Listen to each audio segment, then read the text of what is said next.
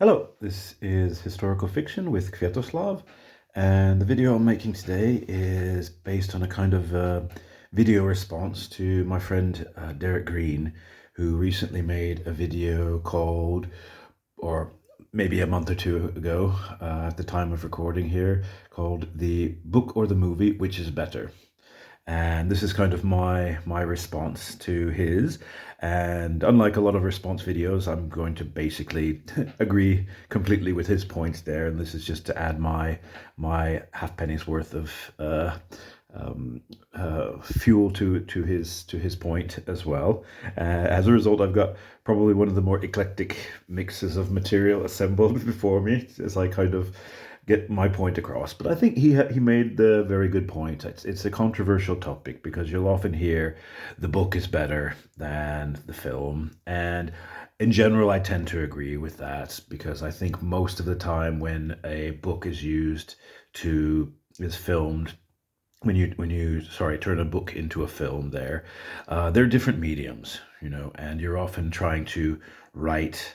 A book has, especially a novel, usually has much more time to develop plots. You often can be more omniscient than a film, whereas a film has to show or demonstrate more often, so on there. So I think many times one of the reasons we say the book is better than a film is because the story was originally conceived as a novel. Therefore, that's often the best medium to show it. Because, for example, the example that I thought of was the novel Shogun, which is over 1,000 pages long there, which really there's no way you could make a film that would be that would do any justice to the story. You would have to cut out and take away so many precedents, so many stories, so on, so much from it that the book would just be gutted for any kind of a film of any kind of length. Which is, I think, the reason that Shogun's always only been done as a series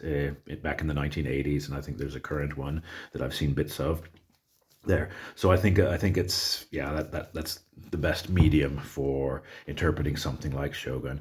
And I would say generally most books, when I've read the book and the film, I've usually preferred the book just because that's usually the original medium that it was made in. But there are a few books that I think the film did actually a much better job of interpreting the book. The first example that comes to mind is one of my favorite historical films, which is called, in English, is called The 13th Warrior. There, the film was originally, or sorry, the book was originally done by, yeah, Michael Crichton there, and he had a hand in directing the film as well. It's kind of famous as a film that lost a lot of money there, but I actually think it's an excellent film.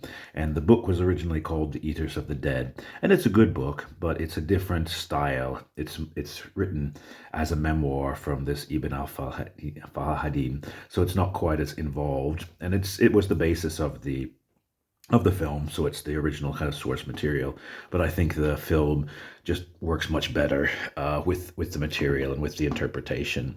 Another example that I'd have there is my favorite film, Barry Lyndon, which is based on a book as well by William Thackeray there, which I've read the book. I did read the book after seeing the film, and they are similar, but I think the film actually does much better with the material there. I actually enjoyed it quite a bit more. They're different. They're actually different interpretations because the book actually is the first example of kind of the unreliable narrator as Barry narrates the story there, whereas this one has a more omniscient narrator there who is a bit biased in favor of Barry, but it interprets it very different. Although this is probably the film that I've seen that most resembles what it would be like to film a book, because it's extremely long film, and it's really drawn out as you would if you were filming a novel there. So those are a couple of examples that came to mind for me when I was trying to think of historical films. Another one that I don't have a copy of here is Last of the Mohicans there, which I think is a fantastic film. I've tried to read the book before, but I've never been able to get through it. I haven't I haven't ever managed. So I would definitely say the film did a much better job, at least in my opinion, on that. And there are a few other kind of examples. Most of them are nonfiction examples. But I was thinking of an example in terms of the medium of superheroes, and I think they superheroes lend themselves much more to visual mediums.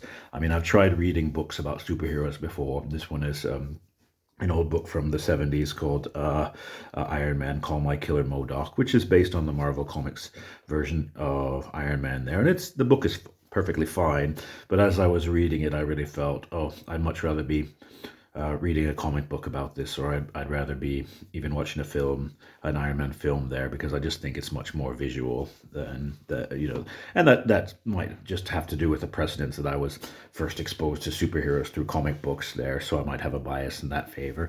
The best example of kind of a superhero film, I would actually say, is the first Captain America film, the first Avenger there, where you've got basically Captain America's origin. In the comic book form, it's only a few pages.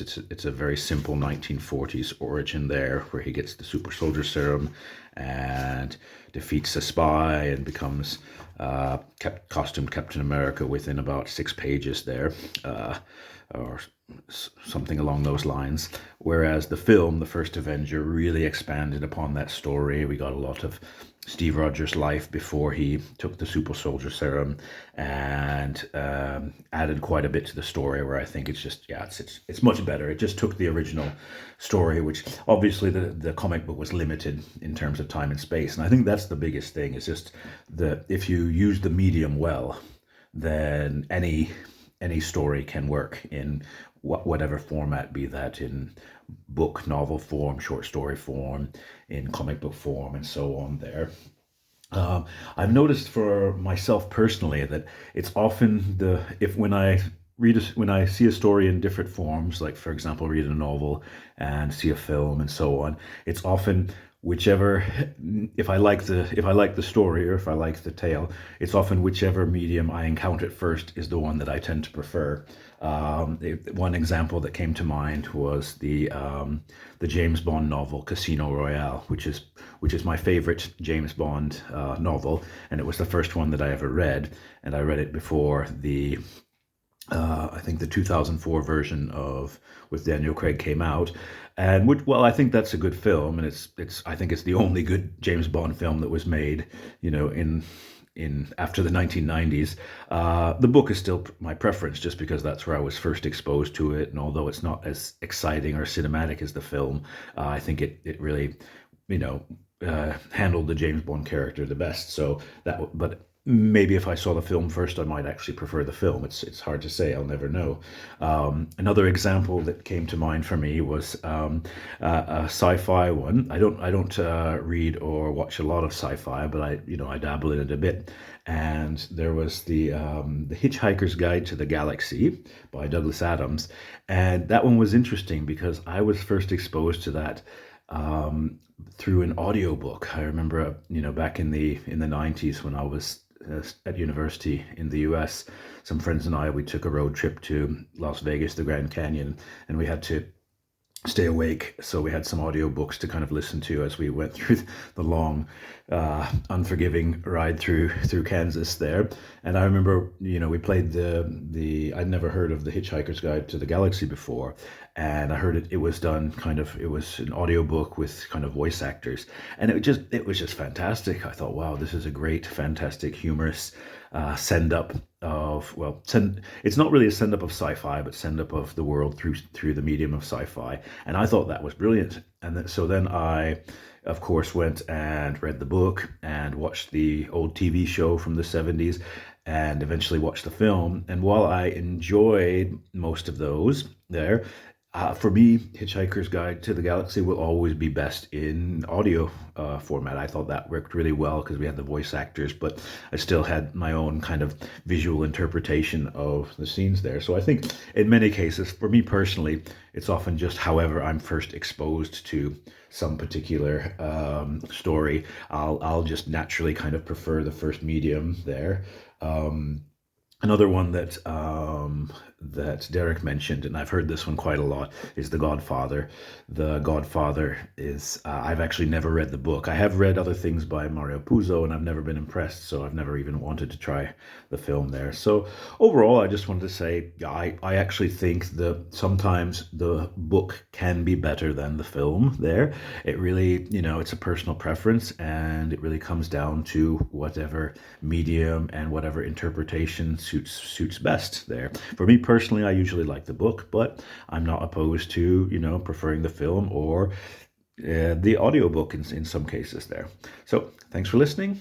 Bye.